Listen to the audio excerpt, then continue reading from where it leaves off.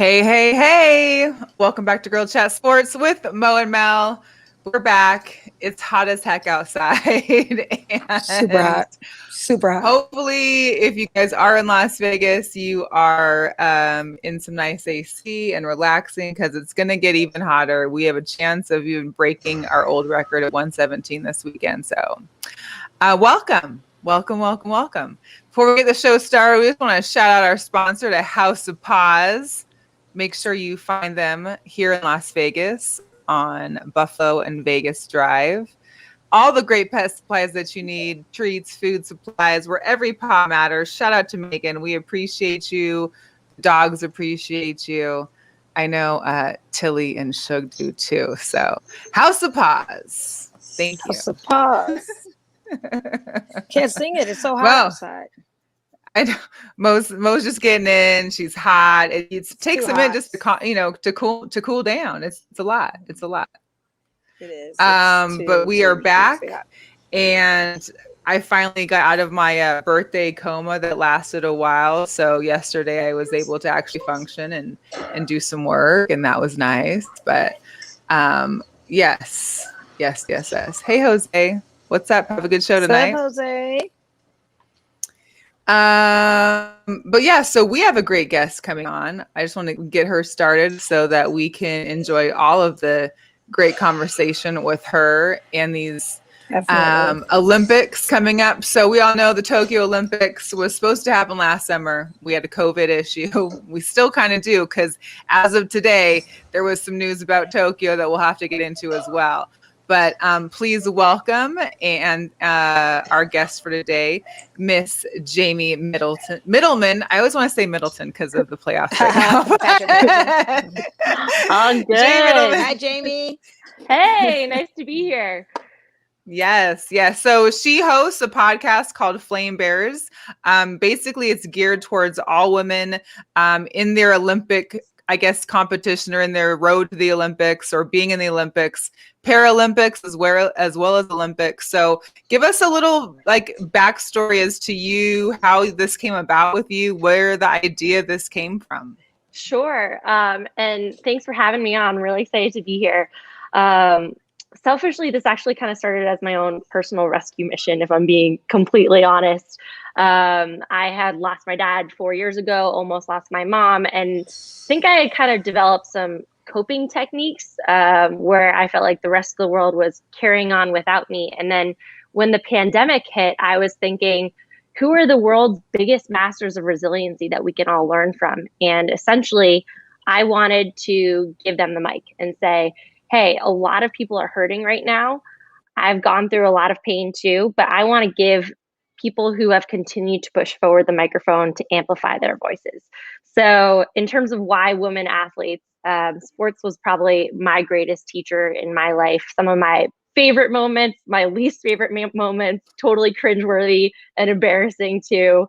But I think that it's a great unifying element. And I think that our world right now needs hope, and we need things that bring us together because there's just so many polarizing things out there right now. So really, it was kind of my way of bringing people together and hopefully sparking some hope in a really dark time. Yeah, and I'm sure, and it sounded like from a few of your shows that there was a lot of dark times for some of these ladies, and and thank God they all pulled through and came with it. Now have a fabulous story to share. But kind of talk, I guess. Is there in particular? I mean, because here's the deal: you've got women, and it's not just from USA. You've got women from Lebanon, Jamaica, Germany, Chile, Egypt. I mean, all over the world. And they're all addressing some sort of issue within what's happening in your podcast as well. So whether it be entrepreneurship, equal pay for women, mental health, Black Lives Matter, activism, social change, like there's a whole thing. Each one has its own significant kind of category. Is there particular ones that you can think of or the off the top of your head that you really enjoyed or were inspired by just after that you continue to kind of reflect on? I feel like you're making me choose amongst my children. I think the beauty of it is that showing the diversity of issues that athletes care about. So in the US, just 3.6% of sports coverage goes to women. All of that is pretty much able-bodied athletes who are white, who are straight, who are prescribed to certain norms. So when you talk about how they're covered, who is covered, things rarely stray from what's going on when they're not on the court, on the field, things like that. And what I try to do is show them as whole people, people with interests, with passions, with relationships outside of their teammates, outside, things other than scoring goals or defending. And I think what I love is that everyone's coming in with their own story. A couple things that kind of really struck home for me. Our latest episode was with Danisha Francis of Jamaica. She's a gymnast. This is actually her first time competing in the Olympics. She's 27 years old. She had missed 2 previous Olympics by literally 1 spot. So she missed Rio and she missed London by literally 1 spot. She was reserved for London, and then she was passed over for another gymnast in 2016 because that person had been competing for Team Jamaica for longer than she had. And I think what's so incredible about Danisha is 27 is frankly pretty old for a gymnast. It's a very young sport, but she is such an incredible role model when you think about resiliency. We're all really struggling right now, and she had a dream since the age of 5, and she stuck with it, and she made it happen. That's pretty amazing. And the fact that she didn't give up and the resilience of her, just now you're seeing it. That's pretty awesome. Well, and then there was there was another one that I saw. Well, there's traps. First of all, trap shooting. I thought I like to shoot, so I was like, and that's one of the things I do like the Olympics for, is like getting some of those things that you don't know or always usually see. But you had a trap shooter, and you had what was the other one that I was like? Yes. Ray's amazing. And a rugby player, a woman rugby, I think too, is like an amazing sport. I think like it's one of the most, I guess it's like the one sport I think you need to have like extreme power for. And but go ahead. The trap shooting and Awesome. I love both of those episodes. So the trap shooter is Ray Vassil from Lebanon. She's actually the first female trap shooter from the Arab world to compete in any of the Olympics. This is her 3rd Olympics, and fingers crossed, I think we may have a gold medalist there. So definitely keep your eyes peeled for her.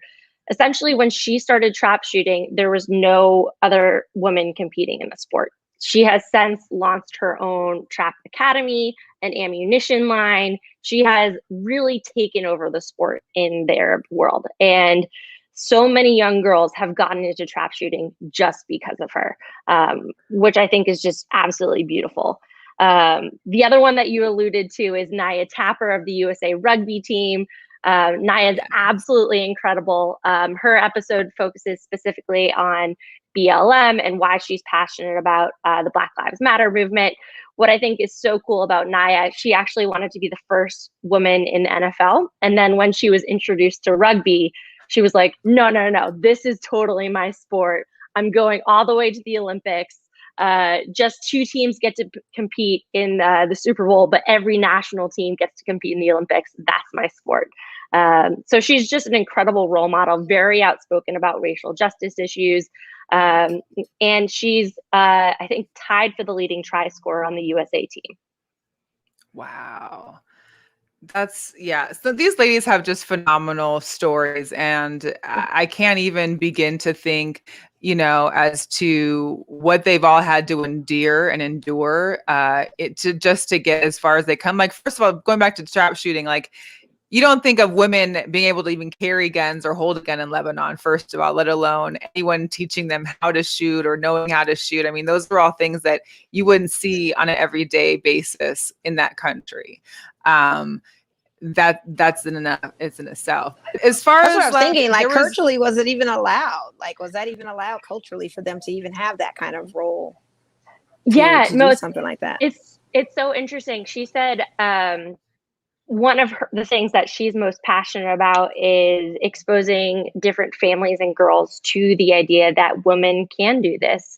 And she says it's just going to take a long time for it to change culturally. But when she started, no, it was definitely not the norm. It was something, you know, people looked at her and said, huh, what's going on here? Her dad was actually a competitive trap shooter. So I think that assisted with the transition, but definitely not the norm. Definitely not, right? Yeah, it didn't seem So like there it. was, That's what I was like, oh my God. yeah, there's another, there was a girl from Germany that did rowing, Carlotta, I think it was. And her big thing, and I didn't know if I didn't get a chance to catch up on that episode, but I didn't know if she had mentioned, because her thing was activism, and I didn't know kind of what she discussed, but I'm sure, you know, it appeared to be like mixed race, or, you know, in Germany can't always be the easiest, especially when I'm guessing trying to excel in sports. But did she mention anything as far as, or how was that conversation with her and her activism roles? So this was with Carlotta Norditi, who's another incredible athlete. And kind of the common theme across all the different episodes is we use sport as a conduit to talk about the issues that are closest to athletes' hearts. So it could be pay equity, it could be racial justice, it could be motherhood, kind of spans the gamut. Carlotta specifically is passionate about racial justice and environmental activism. And she believes the two are actually very, very tied together. When you think about historically who has been marginalized, they are communities of color by white mainstream groups. And essentially, those are the people who are also going to be hurt the most by global warming.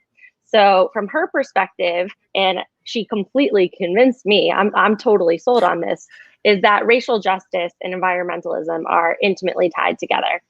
She actually launched an organization and is having her German team be carbon neutral. So they're actually offsetting all of their offsets and planting trees to counteract anything that they produce from their travel. Wow. Just amazing women doing great things. Now, I know those are most of the regular Olympians, but I didn't know, as far as some of the Paralympians and their stories, if there's anything that you wanted to share in regards to some of those people that you've had to speak with. I know there was a woman with dwarfism that was swimming. And I know I think your most recent one was someone with track and field.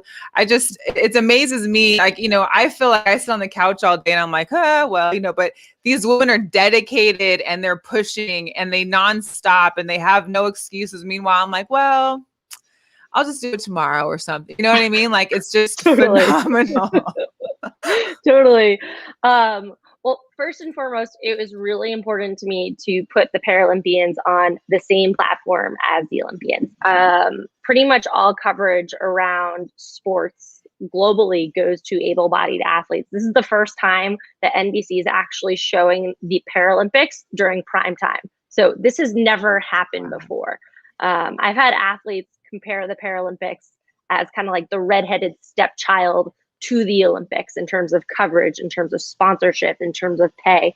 And for me, you know, the goal is to highlight models of resilience. These are incredible badasses, frankly, are at the top of their sport, but then have also overcome their physical limitations, be it, you know, a loss of a limb.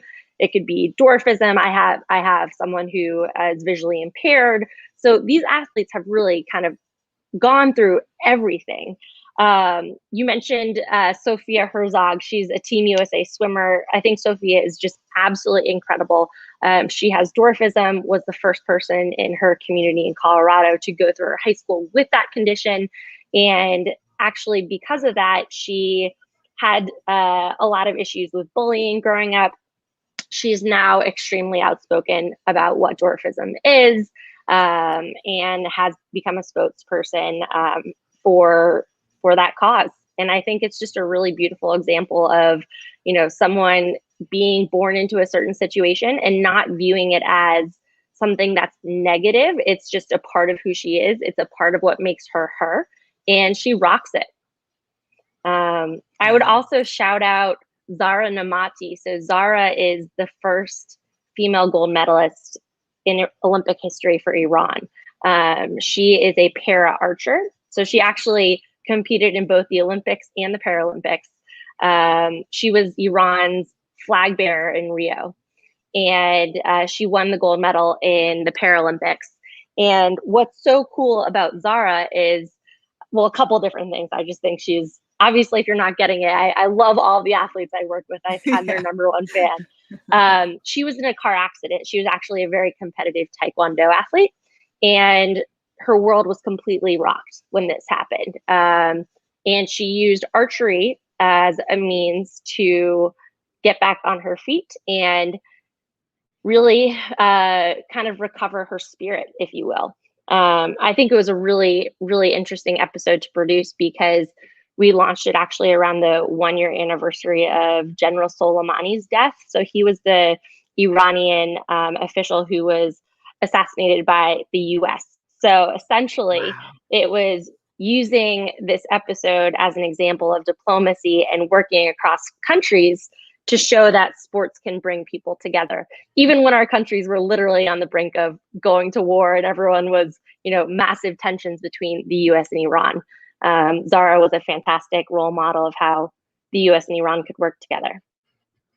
So just to go back on that a little bit, because I'm not sure, but how are you able to compete in both Olympics and Paralympics, or does it matter? I guess because you're just that good that you can you make it on the Olympic team too. I mean, I know, we're trying to, I didn't know that. I didn't know you could do both. Yeah, it's kind of confusing. So essentially, there's different trials for each of them. So there are, a select number of Paralympians who do also make the Olympic teams, but they are few and far between.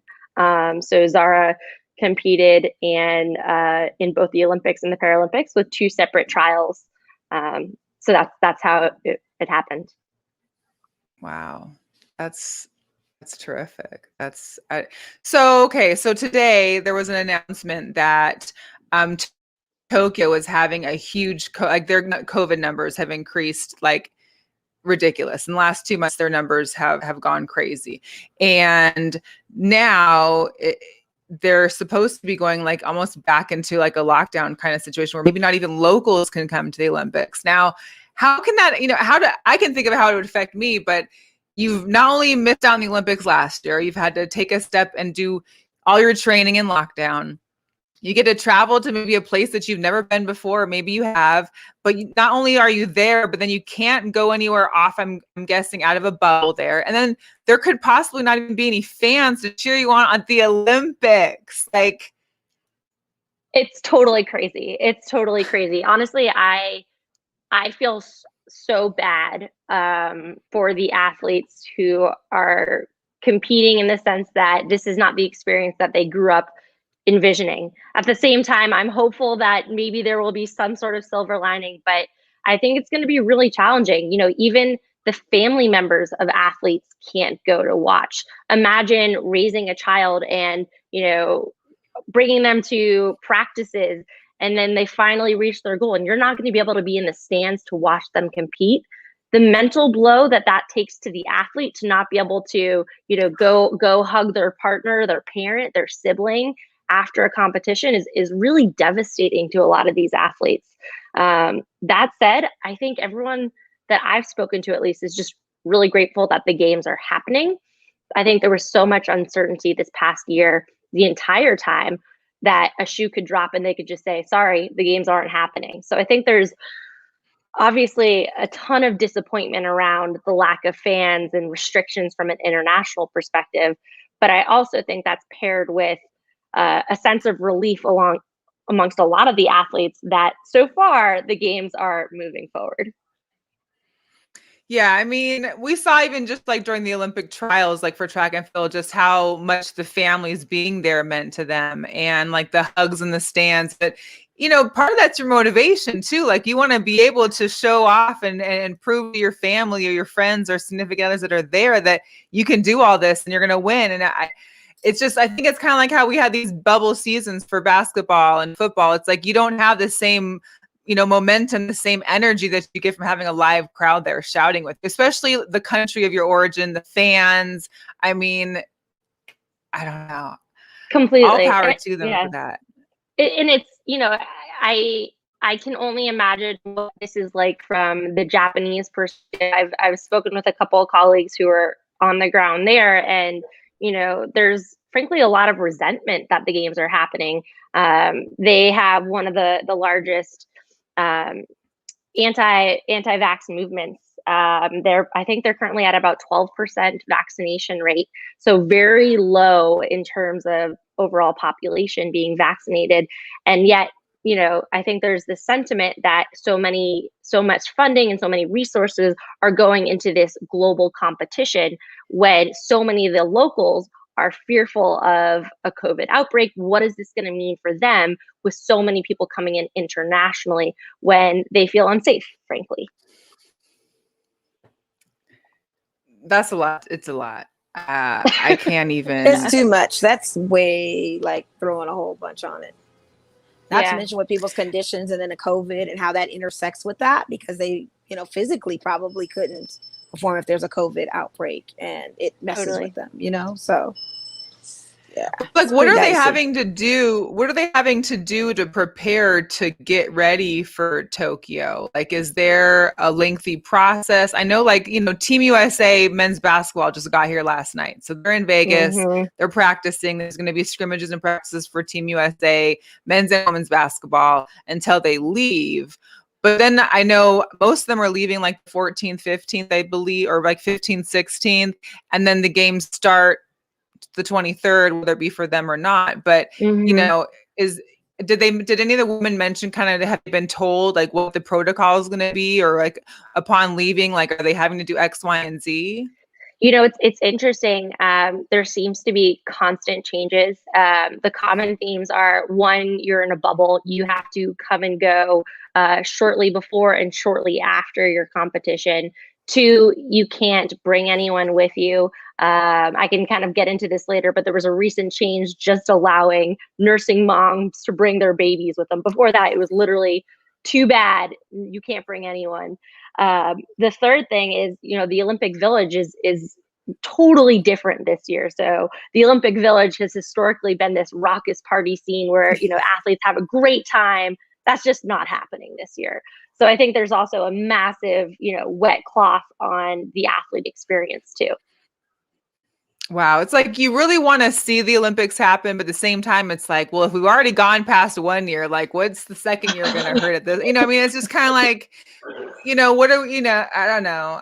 It's like, what do I want to go to a football game for if like the starters aren't playing? Like, I don't really want to go. I feel like you got the great athletes, but you don't have the whole, the feeling they're supposed to have, the Olympics are when you have like some of the biggest audiences you're in front of from all across the world. You're on the world's like a spotlight, and granted, yes, we'll still get to watch them because they're on TV, but it just seems a little different then. And I guess I'm just not over that yet. When I heard that, it's definitely going to be different for them. But I think at the end of the day, they all just want to compete. They don't want to be stuck in a stagnant where another year lapses and it messes with their mentals. I think they essentially want to compete. And it's kind of that thing where forget the crowd. I just want to do my thing. I want to show and prove what I can do. So they probably have to have that kind of attitude just to make sure that they're going to be right and tight for the games. Completely. And, what's crazy is, I think for women athletes in particular, I've spoken with so many athletes who are like, I have to plan exactly when I get pregnant because I have a 4-year period in which I'm allowed to get pregnant. So you have to time that very, very carefully. And now that the games are postponed, that's messed that up. So it's now, changing family planning too. It's different than a guy competing because these women actually have to give birth to children if that's what they choose to do. And that completely changes their training regimen. Oh, man. So talk a little bit about the mental health component then, because I know a lot of the interviews were done still during kind of a lockdown or a pandemic year, even prior to our 1 year anniversary of kind of being into this COVID lifestyle now. What were some of those things these athletes were dealing with or having to battle with or get out of just because of this lockdown? Like, it wouldn't have been different had it not been for the pandemic that happened. Completely. Well, actually, our 2 episodes ago was with 2-time Paralympic gold medalist Danisha Young, and her episode was specifically about mental health. She actually tried to commit suicide right before Rio. And since then has been extremely outspoken about mental health because she doesn't want anyone to feel alone. She doesn't want anyone to go through what she has gone through. So she's literally said, I will give anyone my cell phone. My DMs are open because I don't want you to feel alone. I think one of the themes that a lot of the athletes have kind of expressed this year is that it's just been a tremendous roller coaster of emotions. The games are on one day, they're off another, and there's so much uncertainty. And I think the main piece of advice that has kept kind of coming back is that you can control what you control and that you just have to let go of everything else. And, for these athletes, they've had to get creative with how you can train. As Ray did, who's the trap shooter from Lebanon, she literally went down into her garage with, her gun not loaded and pretended like she was shooting in the garage. So controlling what you can control, but then saying, hey, at the end of the day, the shooting ranges are closed, so I can't shoot. But what can I do that will allow me to continue training? And I think that that's been really helpful for a lot of the athletes, but it's been a real struggle. Like, everyone's been hurting a lot this past year. And I think what's so incredible about a lot of athletes now is they're sharing that. I think athletes have for so long been put up on this pedestal of, we think they're superhuman gods and goddesses, but they're actually human. And they have real feelings and emotions and letdowns. And I think they're being open about that gives other people the ability to realize that they can feel the same way too, and that they're not alone. Well, I think that's a big thing too, because I can only imagine, like, it's hard enough for me to say, let me go work out if I don't have a friend to go with. And you think about, even if you're in an individual sport, all your training is usually at somewhere where there's other people competing just like you, like gymnasts. They still all train together as a team, and then they have individual sports. I'm swimming. I mean, any kind of thing that you're training for, you're usually going someplace where there's all of your people that are doing the same thing to train together. And then all of a sudden, all that's shut off. Like, you have no team, you have no, there's no partners, there's nothing. And you're, I mean, thank God for technology, because I think we all would be probably doomsday if none of us could actually speak with family Totally. or have FaceTime or do chats or, Zoom and stream and everything like that. But it's got to do something to you too. It's like, I can only imagine how some of these women have just been kind of left, without the training partners and the people that they were seeing on a daily basis, then just be stuck at home. I know for me, if it wasn't for my dogs, I probably would have gone crazy. Like, at least I had something or somebody to sit with and bug and talk to, like, whether they talk back or not. But, to have that constant, like, movement, constant keeping yourself active, but it's just like a whole, I'm in awe of all athletes that had to deal with the pandemic, period. Like, me too. It's so humbling. I'm like, in bed watching Netflix, and these guys are up early in the morning training. I don't know how they do it. It's so much. It really is. But is there any, like, I mean, I know you had purpose when you started the podcast, and did you feel like you've learned something or that there was something that actually helped you heal as well by having this podcast and hearing these stories? Oh my God, absolutely. Honestly, I think amplifying these other women and seeing how strong and resilient they are has kind of helped me put some of the pieces of myself back together. And, I have, gone to therapy, I've talked to people, but I think there's something about telling other people's stories, and it's not about me at all, but giving them the mic and allowing other people to see how awesome they are actually helped me in a way that focusing on myself wasn't working. So I think I've actually been really grateful, because just being able to get these women's stories out there and tell them how they want them told has been really gratifying for me, because I felt like I've been able to kind of go to bat for them. Oh, that's great. That's amazing.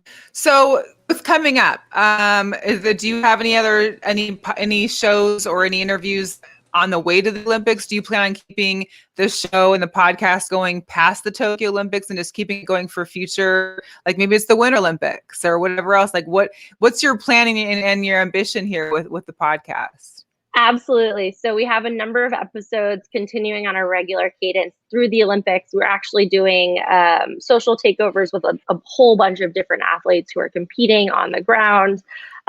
We have a bunch of like really cute recordings of athletes sharing their, messages to themselves the night before they compete. And then haven't actually announced this, but great time to do so. We're definitely doing a season 2 in Beijing. So woohoo! Yay! All right. That's amazing. Well, I think it's phenomenal. I've enjoyed listening to the ones that I've been able to. We're definitely going to keep following you guys and your story. And I wish the best, and I can't wait to see some of these successes that take part in the Olympics this year. Me too. I think it's going to be an incredible journey and experience, and I just can't wait to scream at my television at the top of my lungs. Where can everybody find you as far as social media or website or any of that stuff to kind of follow along and take part in those interviews with you? Sure. So flamebears.com. We're on Instagram at flamebears, on Facebook at flamebears. So definitely give us a follow, engage with us on social, and we have our episode pages for every single episode. All podcasts are also live across all podcasting platforms. So Apple Podcasts, Spotify, wherever you get your podcasts. Awesome. Well, thank you so much, Jamie. We really appreciate you. We'd love to have you on again as we get into more Olympics down the road. And of course, we're definitely going to stay tuned to hear more of the stories from the other athletes that you guys have coming up. Awesome. Thanks, ladies. Really appreciate it. Yes, Jamie. Thank you. Keep doing what you do. It's awesome. I'm so I was engrossed in everything that you were saying. I really didn't have much to say because I'm just kind of listening and learning as I go along. I just didn't know such a thing. There was such a realm of that and the things that go along with that. You just don't think about it. So keep doing what you're doing, girl. Thank you. I will. They're the real heroes there. Yes, they are. Them the mic. So the unsung heroes, the ones we don't speak of too often. And so the fact that you have a platform to highlight that is just truly amazing. So shout out to you, girl. Yes. Have a great evening. Thank you. You too. You too. Bye. How good, man. Yeah, that was dope. There's some amazing woman out here. I just need to show off my shirt a little bit because it completely, there we go. What does it read? The power of women. Yes, the power of women. Yeah, we got power. I'm just saying. Major power. All kind of power. All kinds of power. We have all kinds of power. All kinds. It's unstoppable. It's everywhere. like, you know. I mean, we are the givers of life. We're everything, you know? So shout out to us. So thank you again to Jamie Mittelman. We really appreciate that. Make sure you guys go on. We'll make sure we tag some more later tomorrow too. But Flame Bearers podcast, flamebears.com. It's just some phenomenal stories, and each athlete has their own story or their own thing that they're bringing to highlight to highlight in their purpose. So it's pretty nice. Shout out to everybody that's tuned in. Mercury right now too. Is it, oh yeah, and is it here? And the score is 26-33. It is here, and that's probably what's going on. It's being streamed on Prime Video, which a lot of people probably don't have. And right now, it's the second quarter, 5 minutes into the second quarter, and 5 minutes remaining in the second quarter. It's 26-33, and the Phoenix Mercury are rising. They are beating us right now. Hopefully, something can flip within the second half. I don't know. Well, in the news lately has been who can beat the Aces in the Storm. Because basically, we're tied for first today. Storm and Aces both play today, so we'll see if that continues or not. We're both tied for first. We hit the number one spot out of that tie just because we won more home games than the Storm did. That was the only technicality. So we need to see what's going to happen. Don't have a box. Well, on Sunday on the 4th of July, they played the Dream, and Kelsey Plum, my Husky girl, hit her 1,000th point in the WNBA. So shout out to her. She also had 23 points on Sunday, and the Aces had 118 points. This was their highest scoring game since 2016. You don't see 20 games, period, over 100, let alone 118. She's official. This Plum Sauce. I mean, what are you going to say? This woman is coming out scrapping off the bench, and she's actually the one that's the highlight of the team next to Chelsea Gray. I mean, both of them are very scrappy and are bringing it. Like she's amazing. She's one of my faves. Definitely. I one of mean, my faves. she's one of my faves too. But yeah. I'm So soft. yeah, I'm excited for that game. I think I'm going to the game this Friday. I forgot who they're playing. Well, there was But controversy then, from the Atlanta Dream game because one of the players from the Dream is suspended yes. indefinitely for her behavior on the court with her team and even in the locker room and any kind of antics and shenanigans that she's been doing. But they have suspended. Well, shout out to our girl indefinitely. Natalie because she was there, and I think Quan was there What'd she say? too. Did she say anything about it? And they didn't catch the fight; they caught the after. So even Quan had a video of them kind of back and forth bickering on the bench, but they never saw what the actual issue was.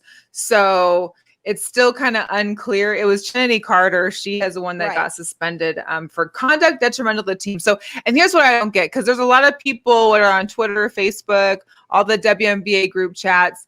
A lot of them are in her favor and supporting her because she is supposedly like one of the next top tier players in the WNBA. Like she's got it together. She's a great player, but apparently her attitude is not all that. There seems to be a lot of right. And there seems to be a lot of conflict in general within the Atlanta Dream. There was some tweeting back and forth from different players like, well, you don't know what's happening behind closed doors. She's not the issue. It could be somebody else. So yeah, it seems like Atlanta's just messy right now, I think. I mean, they had ownership changes. Right. They've got, hopefully the new ownership gets together. I'm hoping that changes can be made, but they're trying to figure out, where is she going to go? Would there be Seattle, Vegas, or some other? I know it can't be Vegas. Can you imagine that attitude with some of the ones we have here? Like, I don't know if that's. Yeah, I don't know if she's gonna get to be able to play along with our girls. But I mean, it may not be just the girls. Like I said, it could be a whole personnel issue with front office. It could be a whole bunch of things that she's taking it out on teammates or whatever she's venting that frustration. Point being, it sounds like she doesn't want to be there. Sounds like when she got drafted, that was not her choice. So maybe this isn't a way to get to where she wants to go and wants to play for. And if she's truly happy somewhere at another franchise, maybe we won't see the issues that we're seeing within what's going on with her. And hopefully it works out. Hopefully it works out for her. I mean, she's still young. She's super talented. And not to mention they're not doing much in the league. So probably because their ranking too does not help. You know what I mean? They've been winning the best of games. So it could be a whole lot of factors. She may not just be happy. And and that happens. It does. But hopefully, unfortunately, when you're in professional sports, it's not as easy, I don't think, for women as it is maybe like in all things as men to just be unhappy with a team, and then you get put on the team that you want. You know what I mean? It's, I guess we haven't seen a lot of it in the WNBA, so we'll see what happens. Possibly, yeah, absolutely. I don't know. Come on, Aces. So, and we didn't even get to talk to Jamie about the Sha'Carri Richardson stuff with the Team USA. I'm sure everybody knows already. Sha'Carri had been suspended for 30 days after testing positive. So, but now she wasn't selected for the relay, which I thought she could have at least been selected for that. She'd still get to play. It would be after her 30-day suspension, but she was not chosen for that. Maybe I don't know. I still support her, but it's just, I support her too. But the thing of it is that she broke the rules. Simple as that. And the thing of it is maybe marijuana should not be one of those things tested within the Olympic players, especially with all these sports going forward, not allowing that to be part of the test. Maybe the Olympics needs to just catch up and get on deck with that. So at the end of the day, that's what we need to be fighting for. Yes, granted, she made a mistake. She owned up to it. She's fully accountable for it. I would love the protest of letting her run. I saw everybody saying, let her run. We cannot let people have an exception when they don't follow the rules. And I understand the trauma that she witnessed going through that of a reporter telling her about her biological mom's passing and that whole thing and what it does to your mentals. But any real street boy, any real dope boy who was trying to sell to her probably would have been like, nah, Sha'Carri, you got to race. We're going to have to do something else. You know what I mean? We're not going to do that to you. We're not going to let you fall. Let that be your fall. And right now, currently, a lot of this is overshadowing the current situations that go on the Olympics. It's the swim cap issue for the natural hairstyle. It's the other players, other Black females that cannot compete because their testosterone levels are too high. It's a whole bunch of different variables that they are doing to women of color in this sport, not to mention her situation. So it's just a lot of things. And I think with her story, she's owned up to it. She's apologized. We're moving forward. We look forward to seeing what she's doing next year. I just think we need to back off the story and highlight some of the other issues that's going on in this. And if you're going to be a true advocate for the fact that maybe marijuana should not be tested, allowed to be tested in the Olympic sport. That's it. Well, and I think, it's the Olympics. Like, I'm sure they're like 10 years behind everywhere else. Oh, very. And they're conservative. Yeah, and it's conservative. But, so in Nevada, I think it was yesterday, the Nevada State Athletic Commission is no longer disciplining for marijuana use for boxers and MMA. So I'm hoping that maybe by the 2024 Olympics that maybe there's some changes. But yeah, they're definitely behind. There's changes that need to be made. We can't be mad at the system. We can't ask for exceptions to the rule, because then there would be exceptions everywhere, and then there would be a chaos. Yeah. And not to mention, you got other countries that have strict rules that still are anti-drugs of any kind. Still look at marijuana and any other substance as illegal. If you're hosting in other countries, there may be rules that go applicable to that won't allow you to do so. But I'm hoping, since this is a world stage thing, that everybody can get on deck to just kind of waive that pertinent one, because it is for people with mental conditions and things and ailments and feels, and it's natural. It's all natural. But some countries are still banning the substance. So therefore, it is what it is. I felt bad. Be done. There's nothing you can do. I felt bad that had to be her circumstances, but we also have a whole bunch of other interests within the Olympics. You can allow skims, but you can't allow these women to create a swim cap for our hair. Like, we know why. That is crazy. That is crazy. It's ridiculous. And the fact that the swim cap could actually make the athlete slower just because it wouldn't be possibly as aerodynamic. You're not even still going to allow it, but they have to. Fluffy, and you put the cap on. No. I'm saying you put the cap on. The cap on's larger, so therefore it might not. I mean, I understand what you're saying, and I'm saying that, along with that, is it's not going to perform due to the fact that it's just a cap. Simple as that. It's just a cap. There's no aerodynamics. It's wild. Our hair is poofy, poofs out when it gets wet. You need a cap to try to suppress that, to get all that shrinkage down if you can, and it has nothing to do with the performance. Nothing whatsoever. And that's why I'm saying I think it would even make the performance harder, because you're not as it's not all as compacted if you didn't have all the hair. I just think like it's. I don't know if I don't see what the issue is. I swam just like I don't think marijuana makes you have it. Well, I don't think marijuana makes you run faster either. You know what I mean? Like, I don't think there's certain things I think it's not affecting the performance of an athlete either. I mean, it relieves joint pain, so maybe it makes her joints flexible to make her run easier, but it doesn't performance of her making her run faster. It's just, again, a stupid thing. If you're going to fight for something, fight for that to be not on the list of as far as banned substances go, and then not be petty about people's hair. And because our natural hair is on a cap, it's probably not going to alter performance. It could possibly make it worse, but I doubt it does, because women already swim with a swim cap over their natural, and I'm sure their performance is just fine. It's crazy. It's just simple crazy. Yeah. And not to mention, it's probably a cap that protects our hair better than the latex rubbing against our natural for sure hair. That's what I'm saying. Like, it's not even a thing with chemicals so much. Stuff. It's just things that can help protect our hair. It's hair protection. Simple as that. And they're bugging about it. But what are you gonna do? That's the Olympics, I guess, huh? I'm just curious, like, is this the first time they've thought about doing that? Like, it wasn't an issue like 4 years ago or 3 years ago? I think it's because some Black winners came with a solution, because women are probably complaining like, hey, of course. Maybe there's a way that our hair can get protected. And it would be time. Not to mention, if, like I said, if you're wearing a latex cap all the time, what does that rubbing do to the texture of your hair? What does it do after you're done competing? What are the long-term effects of that for your hair? So maybe someone invented something that does protect our hair, not only from any chemicals of the chlorine, but the texture of rubbing together. Like, it could be a lot of factors that probably makes our hair healthier and not damage it. And that's what you're looking at, the cosmetics of it all, of healthier hair. They don't see it that way. They see it as a so breaking news. I'm sorry, because I'm like, why is Natalie texting me? Because she knows the show's on. KD. Yeah, KD is at the game right now for the Aces. Okay. So shout out to Kevin Durant.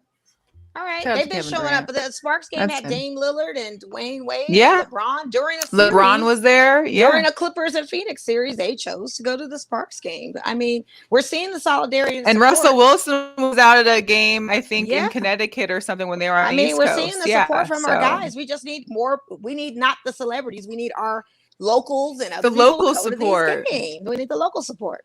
That support's already given. And buy some merchandise. Let's get the revenue going. This is actually one of my WNBA shirts. Like, you know, get out there and get something, support the women because they need that. Yeah. Yeah, there's so much. Yeah. So their hot topic, which I found a little funny. The Dallas Cowboys will be premiering in the Hard Knocks this year. And I'm gonna be watching it. And I'm gonna watch these clowns. I'm watching it too. Oh, I'm definitely watching it. Just to see what these boys are gonna do. I'm just curious to know like how many Cowboy fans that predicates you guys are winning a Super Bowl. That means nothing. It's just that we're starting, the rotation looks like it's starting back with other teams getting featured. You know, it means you guys suck enough to be part of the pool. Did a Raiders. You're suck enough to be part of the pool to get pulled from for the Hard Knocks. It's time, yes, for the Hard Knocks for them. I'm just waiting to see, you know, because, you know, of course, we always hear the Dallas Cowboy fans, they're going to the Super Bowl this year. But guess what? How many teams have been on Hard Knocks that went to the Super Bowl that year? It's like the Madden curse, almost. You know? Oh my gosh. It's so much. It's so much to deal with. It's so much to deal with. Other big news I told you about, USA team has landed. They're here to play. The WNBA All-Star game is next Wednesday. So that's going to be great. Team USA, Team WNBA. They're going to be having like Team USA scrimmages and games all over the place. We got UFC 264 this Saturday here in Let me just tell you, if you don't have to drive in Las Vegas on Saturday, it's probably a good day. You got Conor McGregor. There's what's the country guy? He's at Allegiant Stadium. Garth Brooks. Oh, gosh, Garth Brooks is at the stadium. Yeah, he's performing at Allegiant on Saturday. You got Thunder Rose. The Big Three starts this Saturday at the Orleans Casino, so that's going to be dope. That's a good one. You know, there's a lot going on in the city. Sports in Vegas. There's a lot of stuff going on in the city. Plenty to do. Plenty to see. Yeah. A lot. And there's a lot of people, and there's a lot of people everywhere. And it's 117 degrees. I mean, it's just too much. It's just a lot. Hot. Like, I'm dying here. I'm like, I tell people all the time, I'm chocolate. I'll melt. I can't be out. It's hot at times. What's the score of our game? Was it halftime when you were there, or when you were? What's that? What are we talking? What was the game? The score of the game? Oh, it's 50-43 Aces. It is halftime. 50? We were up? Yeah, 50. No. Mercury's still rising. 50-43 at the half. Yeah. Okay. She can text you about Kevin Durant. So, she can text you about that score. I'm guessing that these are old pictures. When she texted me, it was like 15, 20 minutes ago. I just saw it. So, oh, yeah. It probably was the beginning of the game, I guess. I don't know. We'll jump to a little. I need these ladies to do some work, man. Like, what is going on? So the WNBA today announced that they will have a new logo for next season, the 75th anniversary edition. Thoughts on the logo? Still Jerry West. Cool. It's all right. Huh? Yeah, it's still. It's just a diamond, I guess. Is the 75th anniversary? Is that like 75th anniversary? Is like a diamond? Yeah, that makes sense then. I mean, you know. Yeah. I'm not excited. But we had our first finals game. Oh, you know. Yeah. And we had the first finals game. So the Phoenix Suns are in their very first final, or CP3 is in his very first finals. What I didn't realize was that this was, out of both teams, Jay Crowder is the only person who's played an NBA final before. The only person out of both teams. Yeah. That sounds about right. None of them have gone to the finals. I don't remember Giannis and those playing in no finals. I don't remember Chris Paul. No, and but I mean, anybody on the entire, on the entire team. I was just like, I mean, Drew Holiday hasn't been to a finals game before. I mean, these are all Tito's. We're talking about a new era of and they're all young too. A lot of young. Is Chris Paul. That's the only one that you think would have been a repeat offender of going to a finals contention, but he has not. So all virgins to it except Crowder, which is very interesting. I want to know what kind of physical therapy or treatment Giannis is on, because as of Monday, he was doubtful. And he was doubtful all the way until Tuesday, when all of a sudden he's starting in the game. Like, well, I saw his training on Tuesday and he looked, or actually it was Monday when they showed him doing like just in play, like just playing around, shooting around. He looked good. He looked healthy. Wow. So I don't know. I don't know what they're giving these guys or what their treatment is or what their physical therapy is looking like, but it's something to ask. That's for sure. Did you see the memes? Because they're covering the bottles of CP3 and Booker, and they just wrote their names on it because they didn't want anyone to see what was under the cover. And I was like, okay, little mystery juice, so we don't know what powers that be are out here. Just Gatorade and Powerade, guys. Quit playing yourselves. You guys are just trying to have somebody talk about you, I guess. You know, they're making something new for everything. And congrats to Nate McMillan, because he is officially now the permanent head coach for the Atlanta Hawks. Yeah. I'm happy to see it. I think most of Atlanta is happy to see it. I think everybody's happy to see it. So really, to take a team like he did and do what he did to get as far as they got with no stars is incredible. Yeah. It's pretty insane. I kind of knew he was going to get it. Instead of being interim, I mean, how could you not? Like, you took them so far. You did phenomenal. Yeah. Like, it would be almost ridiculous for them not to. Right. Yeah, that's crazy. Yeah. The All-Star baseball game is next Tuesday in Denver. Weird that it's on a Tuesday. I don't remember All-Star games being midweek, but it's supposed to have been played in Atlanta. They decided to move it venues because of the political stuff happening down there. So the lineups were made. A couple of my Mariners I felt could have been in there and got snubbed. I feel like, JP Crawford could have been in there, but there was a lot of good players. So here's the deal. This guy is so amazing. Otani, whatever it is. Yeah. He gets selected as a pitcher and a designated hitcher for the American League. This is the first time that it's happened in almost a century. He also broke the home run season record by a Japanese-born player, and it's only July.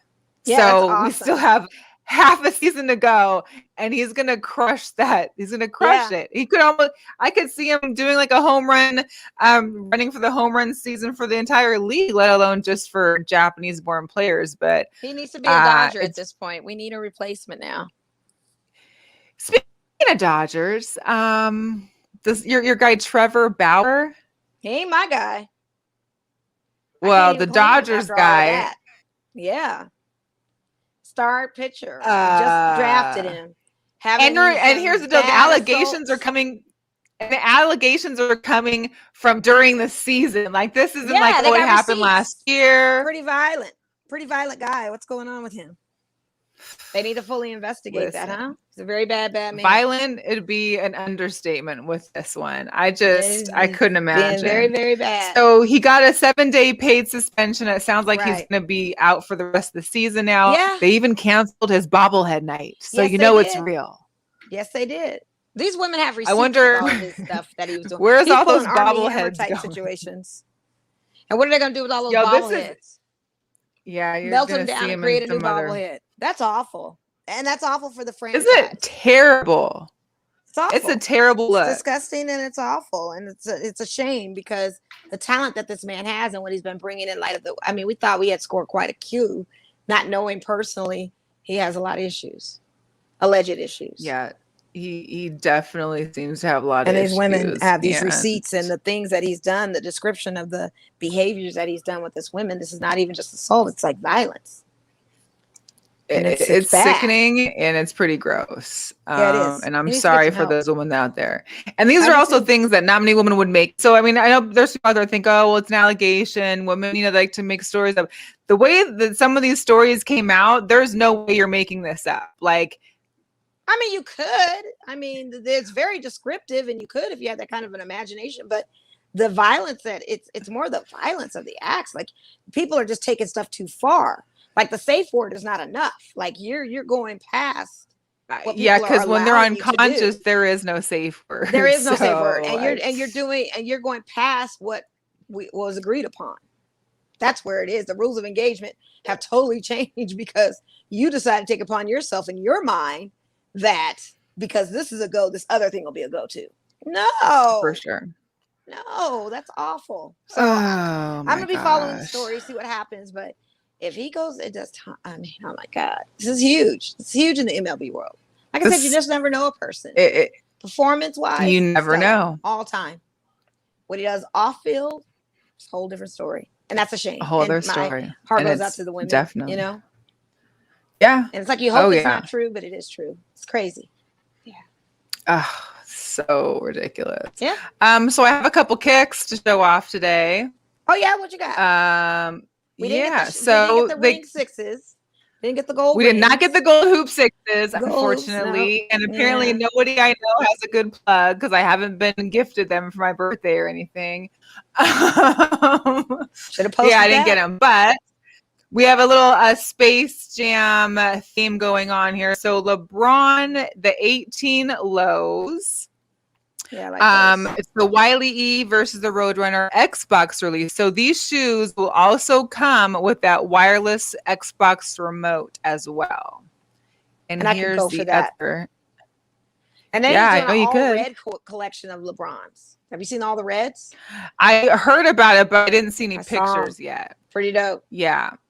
That's a pretty, yeah. I let you know, red's a good color. So, and then we've got the Converse and Space Jam, a new legacy Chuck Taylor All Stars. These released Friday. The LeBron's released on the 8th. I was a huge Marvin the Martian fan back when the original Space Jam came out. Too. So I'm actually, I have a tattoo of Marvin the Martian. That's how much of a fan of Marvin I was. Do you really? Everything. I do. I have a tattoo of Marvin the Martian. I sure do. How have I not? I have Marvin the Martian cups, a Marvin the Martian pillow. I had a Marvin the Martian bank that I got from Mexico that broke several times. Every time it got delivered to me by a friend because he broke it the first time. So every time he went back, his mission was to bring me back a Marvin the Martian. And each time it came with a broken piece of something until he brought me about 5 or 6 of them until he got me one that was perfectly great. And I had it for some years until I broke it vacuuming. Sorry, Jeff. Yeah. I appreciate you sending me the Marvin stuff. I am a Marvin the Martian fan. Yes. If you did not know that about me, I do have that and a Marvin the Martian tattoo. I didn't know you had a tattoo. Now I got to ask you. I do when I see you. No, I'm not telling you that. I mean, it's not anywhere inconspicuous. You can see it if I'm this. Oh, that's what I'm saying. Next time I see this swimsuit, I'm just gonna do like a once over real quick. If you see me staring at you again, be like, "What?" Yeah, that'll be. No one pays attention. It's great. I love it. Glad you don't see it. You don't know. It's time for an upgrade. Oh man. So we can have a small discussion about this before the end. I wanted to play a little clip. I do have a girl power. I'm sure just as much as you all know as well, there's been some issues and some hoopla that's been around regarding Rachel Nichols and her off the record, I guess you could say, discussion she had with somebody in regards to, Maria Taylor, ESPN's diversity. It's like a year ago, right? It was a year ago. So here's the deal. What I didn't realize is that they've both known. Well, obviously Rachel knew about this, but Maria has known about this for a year. ESPN's known about this for a year. And they've had to continue to have a working relationship this entire year. My hat goes off to Maria. And especially because after seeing this on Tuesday night's game, just look at how happy she is to be announcing this. Now it's my pleasure to welcome in Malika Andrews, who will be on the sideline for the first time in an NBA Finals game in her career. But she's not the only newbie, because there's actually only one player that has Finals experience that will be on the court. Yeah. She got to announce Malika Andrews because, as we all know, Malika Andrews took over the sideline, that court side analysis for Rachel Nichols. Yep. And the smile on Maria's face says it all. I really give it up to her for just being professional through all this. Because if this had been, I think, anyone else or me or you, and someone came after you, but you were like, what? You were just going to be professional and quiet about it for a year? Like, I don't see how that's even. It's ESPN. I'm not surprised by any of the things that ESPN does. They're well, and that's the other thing. Shenanigans when it comes to people and diversity and this whole quota of diversity and all that kind of things. And yeah, not for nothing. I'm not surprised by any of it. Okay, if you're a Black female out there in a professional and corporate environment, you're not surprised at any of it. So my second half of the girl power going into that, and is the ultimate girl power who has set the tone for anybody to command their worth, is Nicole Hannah Jones from UNC New Chapel, who was supposed to get the tenure job as a professor. And she made a big announcement on Gayle King's show saying, after all that rigmarole of trying to get tenure at a school that is my alma mater, I have made the decision to go to Howard University.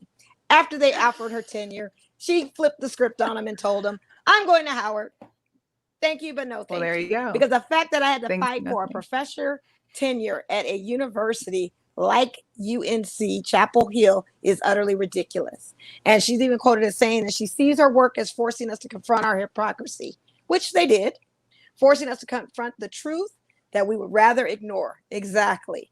So big ups to her, because that was the biggest news of the week, that she flipped the script on national TV after UNC had offered her a tenure, after all of the battling, all of the years of her stressing how important she would be to that school, that she was her alma mater, her school. And they said, yes, Nicole. Thank you, Alicia. Yes.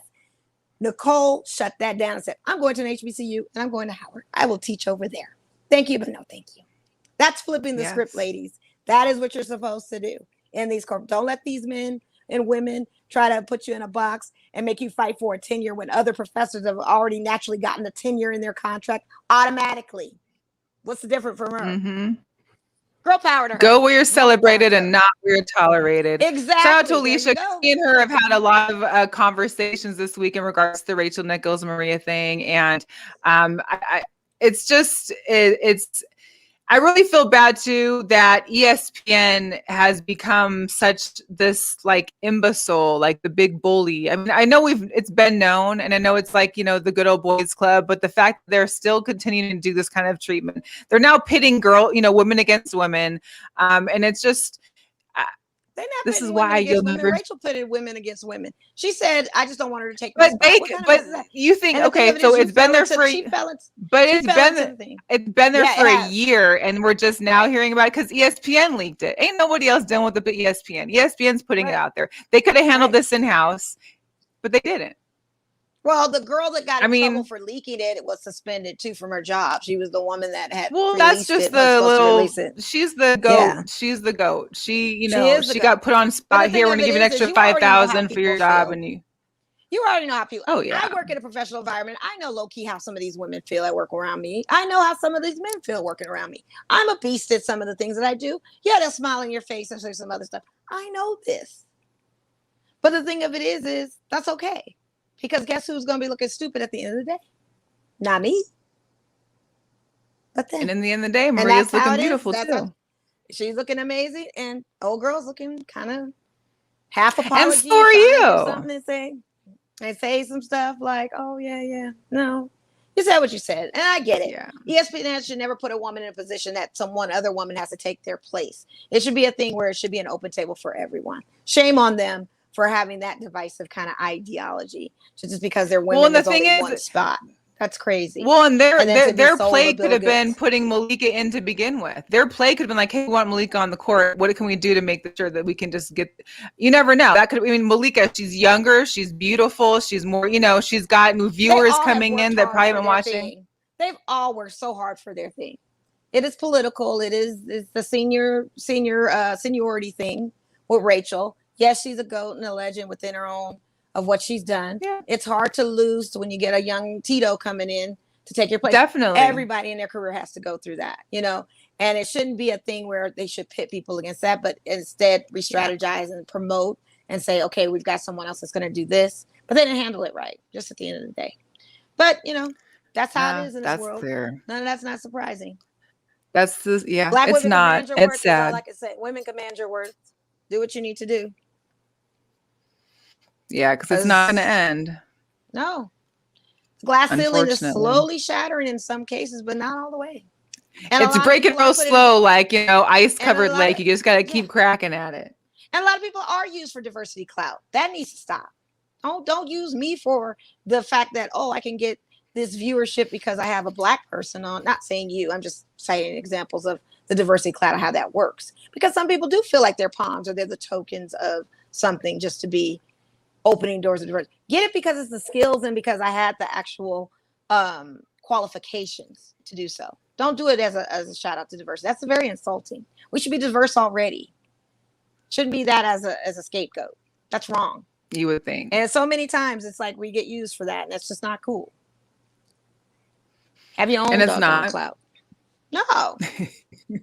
Have your own doggone clout. Don't be trying to use us. Shoot. I mean, that's what you should. That's what it should be for, you know? We know you love all of our swag and rhythm, but shoot, don't be trying to number one, propagate it, and don't try to just use us for that. Know that we are actually highly skilled in what we do. Like the TikTok ban. Hey, they need to ban the TikTok. TikTokers. No that was good. No one's feeling people copying us. We're tired of that stuff. Don't be copying us. I'm just glad they finally did a ban and stopped, because that's all it was been doing. Shut it down, because you don't need to be copying. Be your own original person. You don't have to take from us to make an identity for yourself. Be who you are. Just be you. I appreciate it more if you are who you are, because I don't want to look in the mirror and see somebody that's trying to be like me. I can see me every day. I want to see you. You know, that's crazy. Mm-hmm. And then they don't get no props for being the creators of it. That's a long that part. Like, I just stole your stuff. Don't get any, I'm not gonna say that I don't get where I got it from. Props for it. I don't get any citation. But that's been a thing too.